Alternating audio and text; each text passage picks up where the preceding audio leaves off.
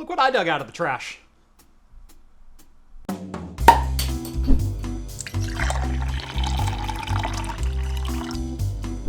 Today's video is brought to you by Thermaltake and the Tower 500. Turn heads with the distinct vertical chassis design of the Tower 500. The wide open interior means unparalleled versatility for your dream build. With support for EATX, CEB, or even EEB motherboards, and space for more fans and cooling options than you can possibly comprehend, you can not only make your build look incredible, but keep it cool too. And thanks to 3 tempered glass side panels, you can enjoy panoramic views of your PC's inner workings. How's your build in luxury with the Thermaltake Tower 500? Click the link down in the video description to learn more. Welcome back to Craft Computing, everyone. As always, I'm Jeff. The 2013 Mac Pro, one of the most hated Macs of all time. But is it for a good reason? Yes it is. But today we are going to tear this thing apart and upgrade both the CPU and the memory and find out why it is one of the most hated Macs of all time and see if we can eke just a little bit more performance out of it. Now, Apple has always marketed their desktop PCs towards business professionals and creative professionals, and the Mac Pro has always been the flagship model. Debuting back in 2006 with the more recognizable Tower cheese grater Mac Pro, this is the second generation Tower, and it's a bit of a different form factor. That original Mac Pro Tower in 2006 was designed to be modular and upgradable by the end user, having standard PCI Express slots and memory modules that you could buy off the shelf and install to your Mac Pro on your own. However, by 2012, that design had become a little bit stagnant. People were waiting for Apple to wow them again with some new products. And as Phil Schiller so famously said in the 2013 Worldwide Developer Conference, "Can't innovate my ass." And this is what he was referring to. As you can see, this is quite the departure from a standard PC tower, with the only standard parts that are readily seen are the memory slots on the side. However, the design itself was fairly innovative from a thermal standpoint. The cylindrical shape allows the 3 modular pieces of this Mac Pro to share a single triangular heatsink, draw air in from the center, and then blow it out the top with a single fan. How well that worked in practice was a little bit debatable, though. Now, this particular Mac Pro is the absolute base model that you could buy in 2013, and features an Intel C602 chipset and a Xeon 1620 V2 Ivy Bridge CPU with 4 cores and 8 threads. It also came with 12 gigabytes of RAM on 3 4GB modules. Interestingly enough, though, this does support quad-channel memory, so Intel gimped the memory configuration right out of the box.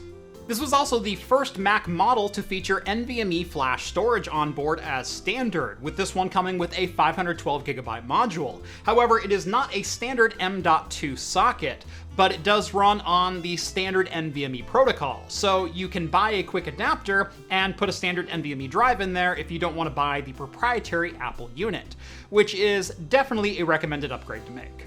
Now, interestingly enough, the motherboard on this system is around here, hidden behind the I/O panel, which is quite expansive as long as you live in the Apple ecosystem with its 6 Thunderbolt 2 ports, which use the mini DisplayPort protocol, not USB-C.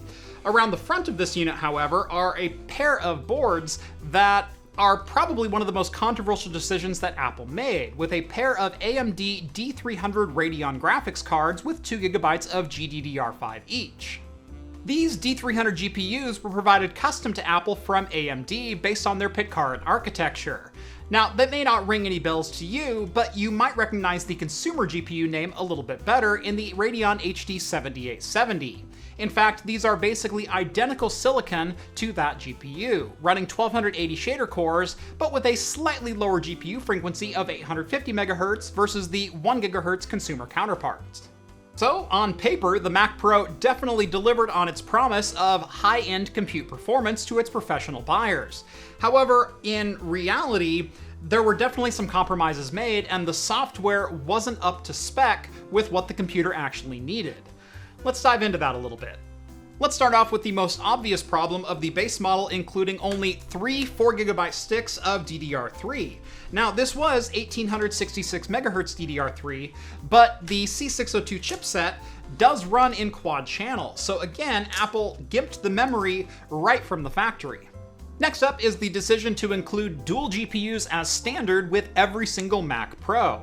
So we've obviously got the base model with the D300 GPUs from AMD. You could also choose from a pair of D500s, which had about 15% more shader cores, or the top-end spec, which included dual D700 GPUs with 2048. But let's circle back to that innovative cooling solution of the cylindrical Mac Pro. You see, apparently that triangular heatsink that was supposed to cool the CPU and both GPUs probably wasn't up to the task, as Apple recognized in February of 2016 that the D500 and D700 GPUs would eventually artifact under standard use, and issued a recall that was good until May of 2018. However, even users who had purchased D300 Mac Pro models reported issues of GPUs dying prematurely, which Apple never officially recognized or offered replacements for. Not only that, but macOS doesn't have any official support for multi-GPU systems like Crossfire from AMD, so support for utilizing both GPUs at the same time was left to individual developers to implement. So what exactly am I doing with a 2013 Mac Pro, besides saving it from e-waste and giving a random eBay seller $375? Well, if you're industrious and brave enough, you can make some upgrades to the CPU and memory and turn this into a pretty decent system. In theory, you could also upgrade the GPUs, but again, given the issues with the upgraded GPUs and how expensive and unavailable on eBay they are, I would recommend sticking with the D300s. As far as CPU upgrades go, the Mac Pro does have a standard 2011 socket, however, not all 2011 CPUs will work inside the Mac Pro. You have to have a 1600 or 2600 V2. No other CPUs, including V1 or the 4600s, will work inside the system. As far as which CPU I went with, well, we went straight to the top with an Intel E5 2697 V2. This is a 12-core, 24-threaded CPU with a base clock of 2.7 GHz and was the top-end option available inside the Mac Pro. For the memory, we've also got a full quad-channel kit, it's quite the upgrade I know, of DDR3 ECC registered 1866 memory, which is the top speed supported by the Mac Pro. We've got 4 16GB sticks here for a total of 64 GB. Now there is one other upgrade you can make to the Mac Pro, and that is to the flash storage. Essentially, this uses a proprietary socketed NVMe Gen 1 drive, which is only capable of about 1200 megabytes per second read and write. Technically though, this is a standard NVMe drive, just in a proprietary form factor, and there are M.2 adapters available on the market. So you can upgrade this to a full Gen 3x4 NVMe drive for speeds of up to about 3000 megabytes per second if that's something you need. As far as tools and materials for this project go, you will need quite a bit of thermal paste, as remember there is a shared heatsink inside of here for both of the GPUs and the CPU, so you need enough to replace everything inside as you go. You'll also need a good quality set of Torx drivers in a number of different sizes. I don't remember all of them offhand, but I'm sure we'll dive into that as we start taking this apart. Other than that, you need a very steady hand and a lot of patience, because there are some fragile ribbon connectors in here that are very easily damaged if you're not careful. With all that out of the way, let's go ahead and break open this iFixit toolkit, hashtag not sponsored, and let's start taking this thing apart. Never mind, this only goes down to a T10, and I think we need at least a T8 and possibly a T5. Maybe I'm not the best iFixit ambassador.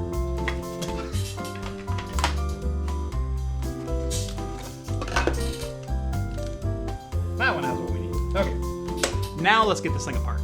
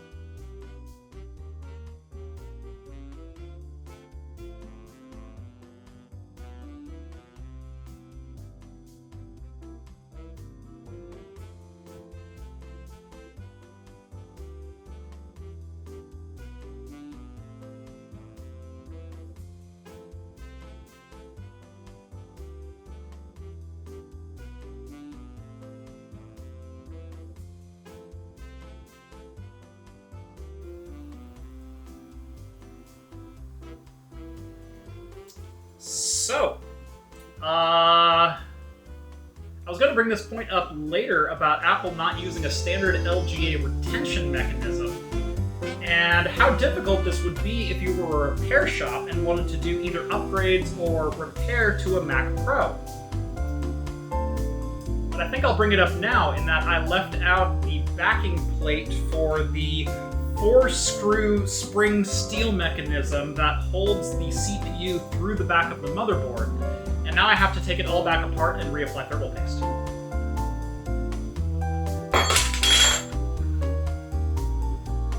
Okay.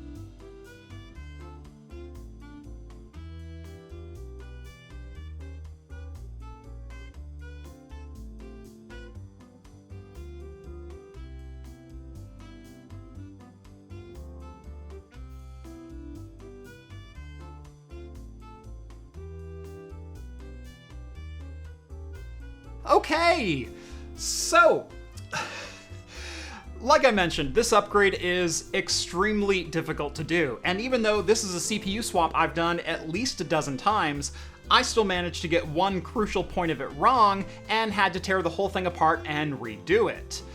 But even that being said, at $375 for the tower with a $60 CPU upgrade is the 2013 Mac Pro, a system that you should consider purchasing in 2022. Well, let's just run over the raw specs. This is one of the most powerful Intel Macs that you can purchase, and at a pretty affordable price.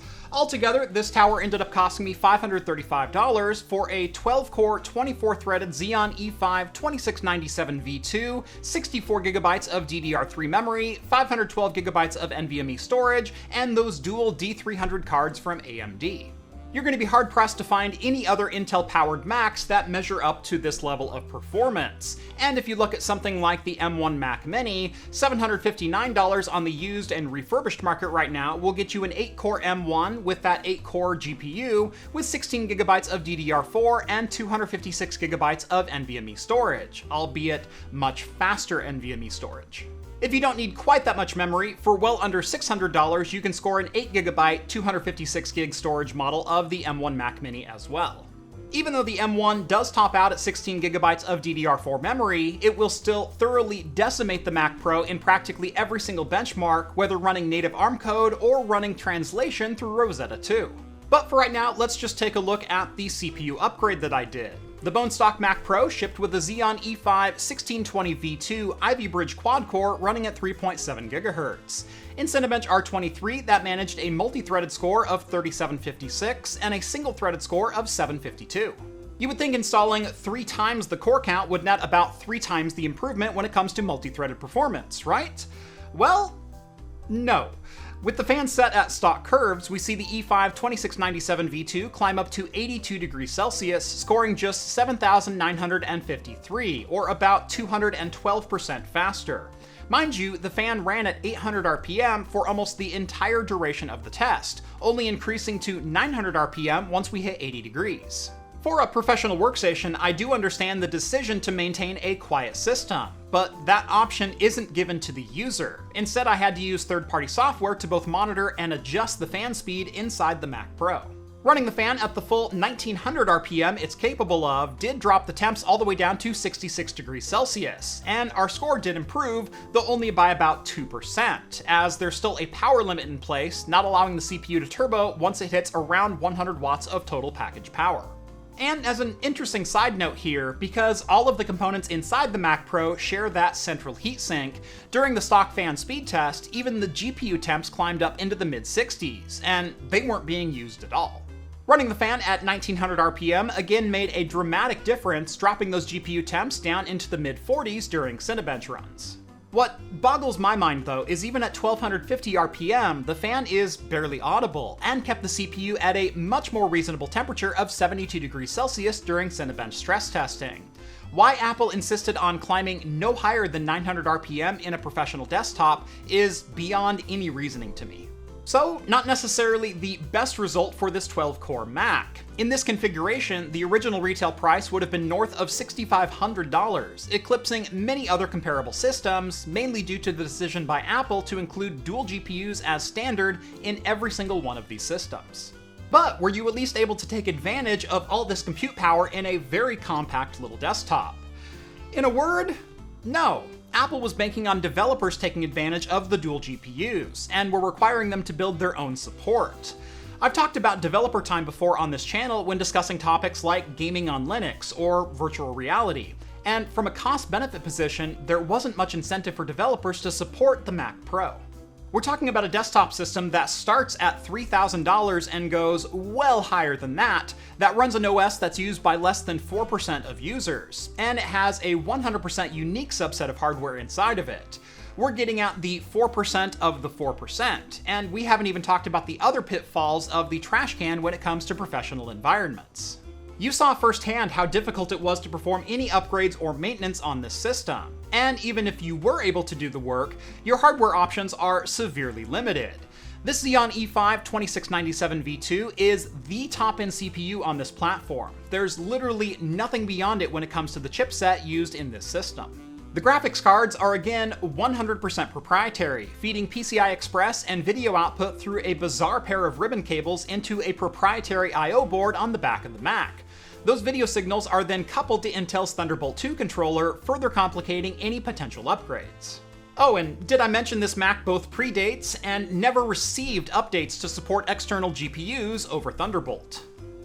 But it's not like Apple put worthless GPUs into this shell. It's just you couldn't use both of them at the same time, as Crossfire isn't supported by macOS, nor did really any piece of software receive updates to enable multi-GPU workloads. There are a couple games worth playing on here. Borderlands 2 runs at nearly perfect 1080p 60 frames per second at max settings, and was a hugely popular game the year this tower was announced. But looking at it from a modern perspective, GPU power is seriously lacking. And given macOS doesn't support Vulkan, don't count on Valve or Proton coming to the rescue anytime soon. Given the previous generation Mac Pros had standard PCI Express slots for GPU and expansion cards, support for dual CPU systems, user-replaceable hard drive trays for either SATA or SAS drives, and a silent cooling system that kept CPU temps well below those of competing systems, it's safe to say that all the compromises that went into the 2013 Mac Pro didn't exactly go over well with the professional crowd. And of course, Apple then went another 6 years before revealing the new Mac Pro, which was as underwhelming as it was expensive. Even with the return of PCI Express slots, it was basically dead on arrival, given competition from AMD's Threadripper lineup of CPUs, and Apple's announcement just 6 months later that they were migrating away from Intel in favor of their own ARM-based CPUs. But I feel like that's a story for another day when those towers hit $375 on eBay. Now, I've been pretty antagonistic to the trash can in this video, but the truth is, there may still be some value in this system. At $375, plus the $60 CPU upgrade to max out the Mac Pro, you still wind up with a decent amount of CPU compute power in a very small and silent package. Toss in $100 worth of DDR3 and an M.2 to Mac Pro NVMe adapter, and you can get yourself set up with a very capable micro tower. Sure, the GPUs aren't going to blow your mind when it comes to gaming, and you'll need to keep the temperatures in check to ensure the GPUs actually survive, but it's one of the most powerful and affordable Intel Macs currently on the used market. If you're interested in picking up one for yourself, you can follow my eBay affiliate links down in the video description, as well as links to the CPU and memory kit that I used in this video. On your way down there, make sure to drop this video a like and subscribe to Craft Computing if you haven't done so already. Follow me on Twitter at Craft Computing for daily shenanigans like this. And if you like the content you see on this channel and want to help support me in what I do, consider joining the Patreon. Link is down in the video description. That's going to do it for me in this one. Thank you all so much for watching, and as always, I will see you in the next video. Cheers, everyone.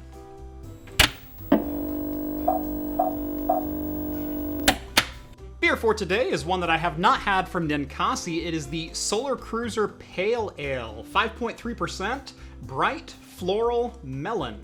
I think they could have phrased that differently. Bright floral melon?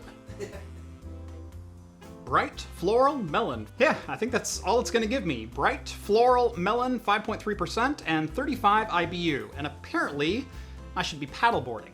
I'm gonna have to take a couple sips, because I just had a mouthful of Skittles.